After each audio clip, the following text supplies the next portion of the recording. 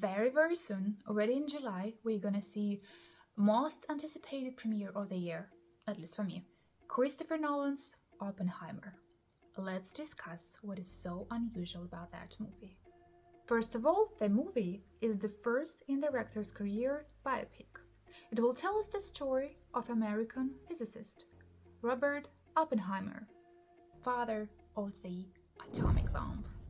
Back in the days, in Second World War, Germany was hardly working on creating such a bomb, and scientists of all around the world knew if the world will become monopolar with such a weapon in the hands of one dictator, it is going to end us all.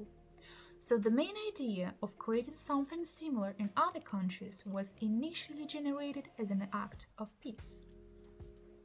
Well, at least I think it was the main excuse for creators to calm down the guilt and be able to fall asleep every day. Oppenheimer was leading some labs which were a part of Manhattan Project, and I believe that what we will see in the movie will be a dualistic nature of that work. The excitement of the scientist who discovers incredible capabilities of nature against terrifying guilt of the human being who might destroy the humanity. I am 100% sure that Cillian Murphy is going to be astonishing in this role, and I cannot wait to see this. Although this part of his biography will not be only to be observed, we're going to see his young ages, which for sure affected his personality. The thing is that Oppenheimer was not really mentally stable person, and he was very aggressive. Once he attempted to kill his own colleague by poisoning. Another cool fact is that he was not considered to be talented by his older scientists and colleagues in the field.